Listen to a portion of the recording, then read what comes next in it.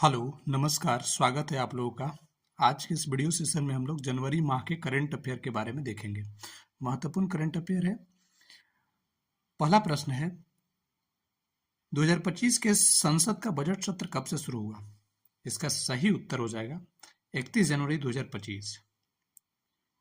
अगले प्रश्न पे चलते हैं।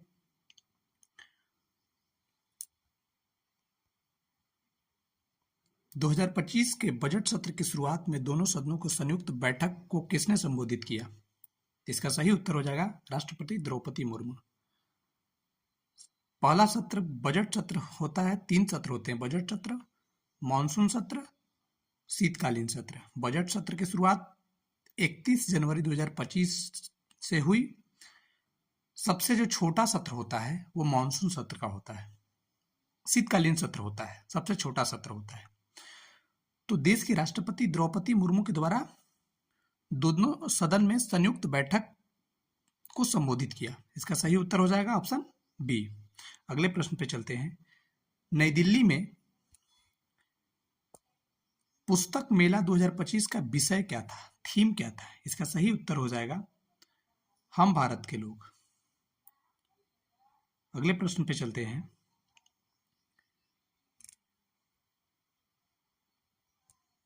अमेरिका द्वारा बनाई जा रही नई 30,000 बिस्तरों वाली प्रवासी हिरासत सुविधा कहाँ बनाई जा रही है? इसका सही उत्तर हो जाएगा ऑप्शन ए, ग्वांतनामो बे क्यूबा में बनाया जा रहा है। जो शरणार्थी हैं जो अवैध रूप से प्रवास कर रहे हैं उनके लिए जेल की व्यवस्था ट्रंप की सरकार ने की है। ये कहाँ पे है? तो ये क्यूबा एक जगह है जहाँ पे नौसैनिक बेस है। नौसैनिक बेस पे ही 30,000 बेड का एक बहुत बड़ा प्रिजन या जेल बनाया जा रहा है। तो इसका सही उत्तर हो जाएगा ग्वांतनामो बे क्यूबा। आइए अब अगले प्रश्न पे चलते हैं। 29 जनवरी 2025 को प्रयागराज के संगम में 7 करोड़ से अधिक श्रद्धालुओं ने किस अवसर पर पवित्र डुबकियां लगाई? इसका सही उत्तर हो जाएगा मौनी अमावस्या। अब तक जब आज रिकॉर्ड हो रहा है क्लास, 60 करोड़ लोगों ने संगम में डुबकी लगाई है। अगले प्रश्न है 29 जनवरी 2025 को नई दिल्ली में विजय चौक पर आयोजित बीटिंग रिट्रीट समारोह का उद्देश्य क्या है? गणतंत्र दिवस। इसका सही उत्तर हो जाएगा गणतंत्र दिवस के समारोह के अंत को चिन्हित करने के लिए, ऑप्शन नंबर बी। अगले प्रश्न है गणतंत्र दिवस परेड में 2025 में सर्वश्रेष्ठ झांकी का पुरस्कार जीतने वाले उत्तर प्रदेश के झांकी का विषय क्या था? इसका थीम था महाकुंभ 2025 स्वर्णिम भारत विरासत और विकास। अगले प्रश्न पे चलते हैं। 28 जनवरी 2025 को देहरादून में प्रधानमंत्री नरेंद्र मोदी के द्वारा उद्घाटन किए जाने वाले 38वें राष्ट्रीय खेलों का विषय क्या है? इसका विषय है ग्रीन गेम्स। 37वें नेशनल गेम्स कहाँ हुआ था? गोवा में हुआ था। अगले प्रश्न पे चलते हैं। ICC cricket of the year 2024 में सर गारफील्ड सोबर्स ट्रॉफी किसे सम्मानित किया गया? जसप्रीत बुमराह को यह सम्मान मिला, जसप्रीत बुमराह के। अगले प्रश्न पे चलते हैं हम लोग। 29 जनवरी 2025 को श्रीहरिकोटा से NBS-02 उपग्रह का प्रक्षेपण इसरो के लिए कौन सी उपलब्धि है? तो इसका 100वां उपलब्धि है, 100वां प्रक्षेपण है।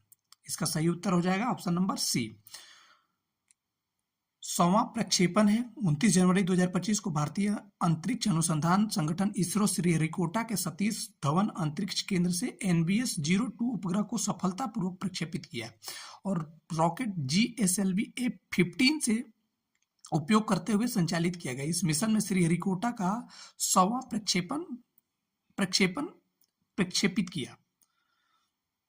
अगले प्रश्न पे चलते हैं। 2024 में प्रदर्शन के लिए आईसीसी महिला one day cricket of the year का खिताब किसने जीता? 2024 का आईसीसी महिला क्रिकेट का खिताब किसने जीता? स्मृति मंदाना ने जीता। स्मृति मंदाना भारत के सलामी बल्लेबाज और उप कप्तान भी हैं। 2024 का क्रिकेट ऑफ द ईयर का खिताब इन्होंने जीत लिया। भारत में सेब की खेती को बदलने के लिए 2025 में पद्मश्री से किसे सम्मानित किया गया? इसका सही उत्तर हो जाएगा हरिमन शर्मा के द्वारा। नए प्रकार के सेब की खेती के लिए इन्होंने एक रिवोल्यूशन लाया, इसका नाम है HRMN99। ये सेल्फ पॉलिनेशन से कम ठंडा देने वाली सेब की किस्म है। तो हरिमन शर्मा को पद्मश्री अवार्ड मिला, किस क्षेत्र में? भारतीय कृषि के क्षेत्र में उनके क्रांतिकारी योगदान के लिए। अगले प्रश्न पे आते हैं, आईसीसी पुरुष test cricket of the year. ICC पुरुष test cricket of the year 2024 किसे चुना गया? जसप्रीत बुमराह को चुना गया। जसप्रीत बुमराह को चुना गया। पहले भी एक award ICC cricket of the year 2024 को सॉर्वस क्रिकेट ट्रॉफी के रूप में उन्हें पुरस्कार मिला था। अभी जसप्रीत बुमराह को 2024 के लिए सर्वश्रेष्ठ प्रदर्शन, बेहतरीन प्रदर्शन के लिए उन्होंने 2024 में 14.92 के औसत से 13 टेस्ट मैचों में 357 ओवर में 71 विकेट चटकाए। तो 2024 का cricket of the year test cricket में किसको मिला? तो ये जसप्रीत बुमराह को मिला। अगले प्रश्न पे चलते हैं, आरबीआई 2025 में बैंकिंग प्रणाली के लिए कुल कितनी राशि डालने की योजना बना रही है? 1.1 लाख करोड़ रुपए की कुल राशि डालने की, बैंकिंग प्रणाली में डालने की योजना बना रही है, ये आरबीआई बना रही है। आरबीआई 1.1 लाख करोड़ रुपए 27 जनवरी 2025 को प्रतिभूति बॉन्ड के रूप में खुले बाजार में खरीदने के लिए एक परिवर्तनीय रेपो नीलामी तथा $5 बिलियन रुपए की नीलामी के माध्यम से बैंकिंग प्रणाली में 1.1 लाख करोड़ रुपए डालने की योजना घोषणा की है। अगले प्रश्न पे चलते हैं, भारत के किस पूर्व मुख्य न्यायाधीश को 2025 के पद्म विभूषण का पुरस्कार से सम्मानित किया गया? इसका सही उत्तर हो जाएगा जगदीश सिंह खेहर को पद्म विभूषण का पुरस्कार मिला। सुजुकी मोटर के पूर्व प्रमुख 2025 में पद्म विभूषण के पुरस्कार से सम्मानित हुए ओसामू सुजुकी, इनका नाम क्या है? Osamu Suzuki. अगले प्रश्न पे चलते हैं, केंद्र सरकार के कर्मचारियों के लिए यूपीएस एकीकृत पेंशन योजना का प्राथमिक उद्देश्य क्या है? तो इसका प्राथमिक उद्देश्य है एनपीएस के तहत वैकल्पिक पेंशन योजना प्रदान करना। अगले प्रश्न पे चलते हैं, 76वें गणतंत्र दिवस समारोह में किस राज्य के झांकी को सर्वश्रेष्ठ झांकी का पुरस्कार जीता? इसका सही उत्तर हो जाएगा उत्तर प्रदेश। महाकुंभ के झांकी को सर्वश्रेष्ठ झांकी का पुरस्कार मिला। जनवरी 2025 में मलेशिया में 9वें जोहार इंटरनेशनल ओपन शतरंज टूर्नामेंट का खिताब किसने जीता? इसका सही उत्तर हो जाएगा इनियान पनीरसेल्वम, भारत के यंगर शतरंज के खिलाड़ी हैं। इन्होंने जोहार इंटरनेशनल ओपन शतरंज टूर्नामेंट का खिताब जीता। जनवरी 2025 के आयरलैंड के प्रधानमंत्री के रूप में किसे चुना गया? माइकल मार्टिन को आयरलैंड के प्रधानमंत्री के रूप में 2025 में चुना गया। माइकल मार्टिन फियान फेल्प के नेता थे और डिल आयरिश संसद को कहा जाता है। ये दूसरी बार आयरलैंड के प्रधानमंत्री के रूप में चुने गए। अगले प्रश्न पे चलते हैं, जनवरी 2025 में रक्षा मंत्री द्वारा हरी झंडी दिखाकर रवाना की गई युद्ध क्षेत्र की निगरानी की प्रणाली का नाम क्या है? इस प्रणाली का नाम है संजय। महाभारत के संजय, उन्हीं के नाम पे रखा गया युद्ध क्षेत्र की निगरानी प्रणाली का नाम है। अगले प्रश्न पे चलते हैं, भारत के राष्ट्रीय मतदाता दिवस के रूप में कब मनाया जाता है? मतदाता दिवस के रूप में 25 जनवरी को मनाया जाता है, क्योंकि 25 जनवरी 1950 को चुनाव आयोग की स्थापना की गई थी, ईसीआई की स्थापना की गई थी। भारत की राष्ट्रीय बालिका दिवस कब मनाया जाता है? बालिका दिवस 24 जनवरी को मनाया जाता है।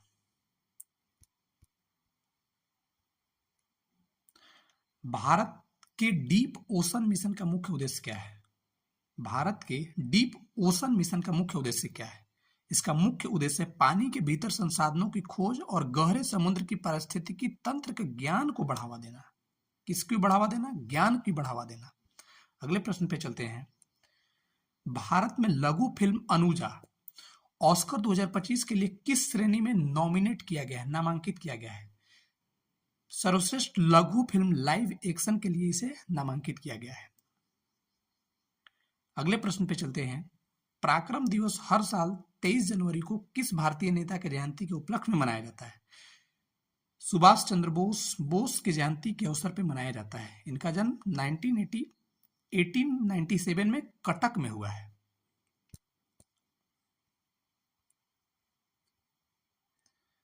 वर्ष 2025-26 को विपणन सत्र के लिए कच्चे जूट के लिए नया न्यूनतम समर्थन मूल्य यानी एमएसपी क्या है?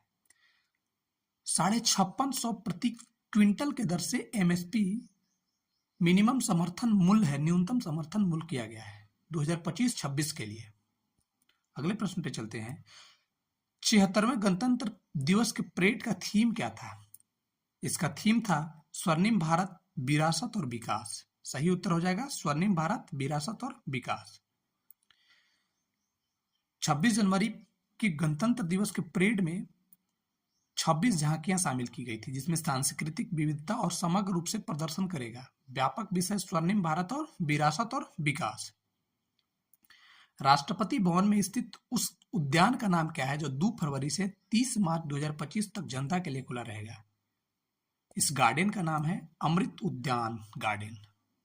सही उत्तर हो जाएगा ऑप्शन नंबर बी।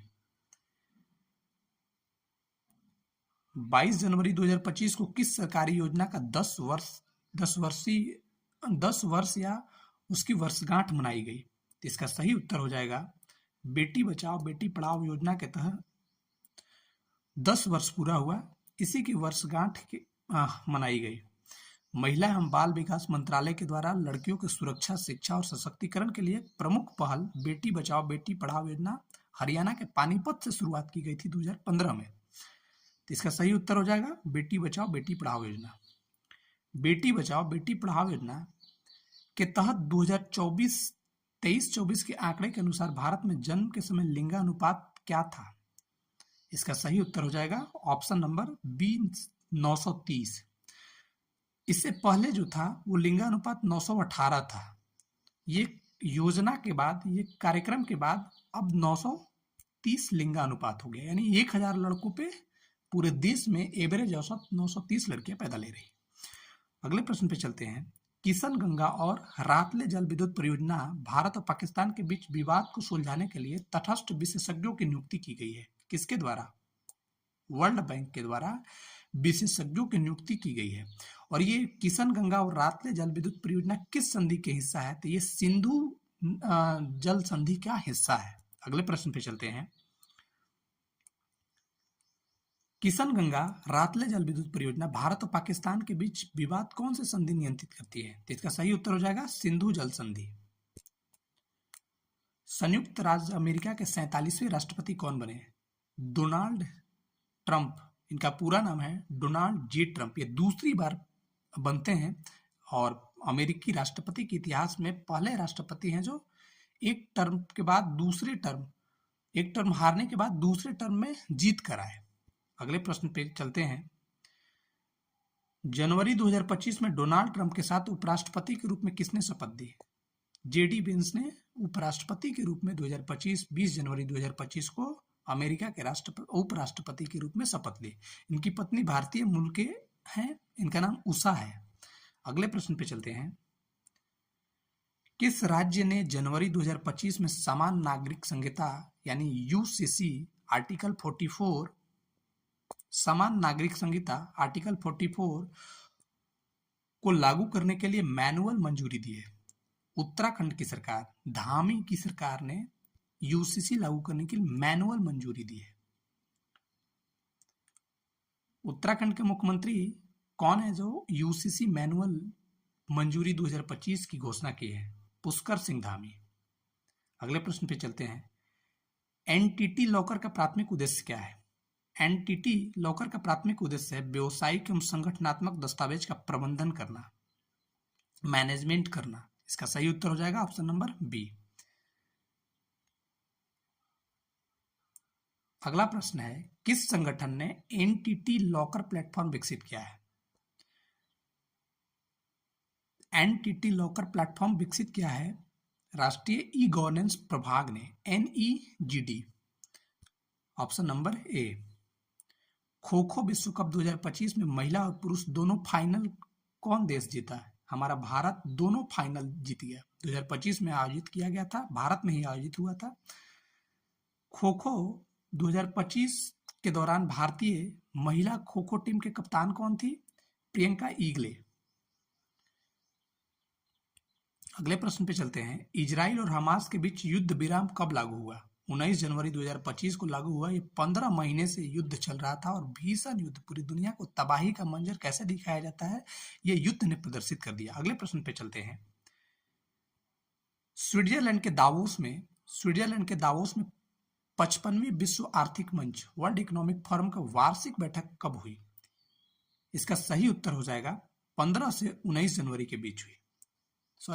20 से 24 जनवरी के बीच आयोजन किया गया। कहां? तो स्विट्जरलैंड के दावोस में आयोजित किया गया।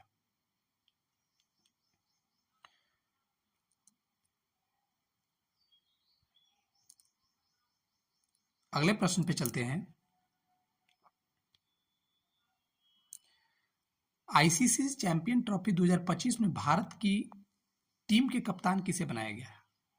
2025 में आईसीसी चैंपियन ट्रॉफी के लिए भारत के कप्तान कौन है?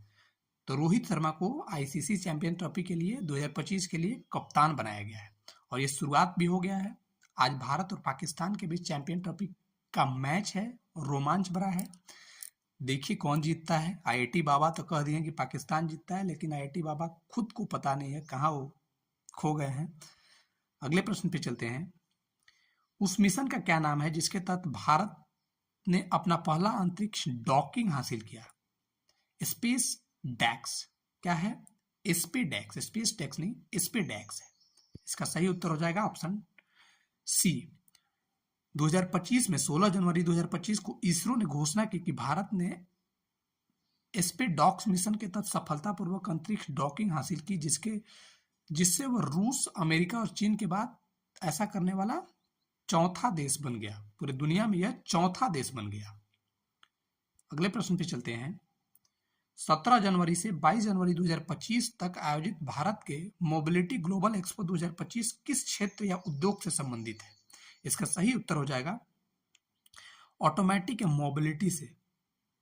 ऑटोमेटिव और मोबिलिटी से संबंधित है। पीएम मोदी ने 17 जनवरी 2025 को भारत के मोबिलिटी ग्लोबल एक्सपो 2025 का उद्घाटन किया। इस महत्वपूर्ण ऑटोमोटिव उद्योग एक्सपो में वाहन, घटक या प्रौद्योगिकी में 100 से अधिक नए लॉन्च प्रदर्शित किए गए, जिसमें 5000 से अधिक वैश्विक खरीदारों को आकर्षित किया। अगले प्रश्न पे चलते हैं। अगला प्रश्न है, राष्ट्रीय खेलों के पुरस्कार में दिए जाने वाले सर्वोच्च खेल का सम्मान कौन सा है? तो सर्वोच्च खेल का सम्मान मेजर ध्यानचंद खेल रत्न अवार्ड है। अगले प्रश्न पे चलते हैं। निम्नलिखित में से किसे 2024 में मेजर ध्यानचंद खेल रत्न पुरस्कार प्राप्त हुआ? मेजर ध्यानचंद खेल रत्न पुरस्कार मनु भास्कर को हुआ, डी गुंकेश को हुआ और हॉकी के कप्तान, पुरुष हॉकी के कप्तान मनप्रीत को भी हुआ। आगे हम लोग चलते हैं अगले प्रश्न पे। और एक और पैरा ओलंपिक में स्वर्ण पदक विजेता थे प्रवीण कुमार, उनको भी मेजर ध्यानचंद खेल रत्न पुरस्कार 2025 से सम्मानित किया गया है। अगले प्रश्न पे चलते हैं। गूगल द्वारा समर्थित किस भारतीय स्टार्टअप ने जनवरी 2025 में फायरफ्लाई तारामंडल लॉन्च किया, जिसमें 6 उपग्रह शामिल थे? यह दुनिया का सबसे ऊंचा रेजोल्यूशन वाला वाणिज्यिक हाइपर एक्सपेक्ट्रल इमेजिंग तारामंडल है। इसका सही उत्तर हो जाएगा Skyroot Aerospace, Pixxel space.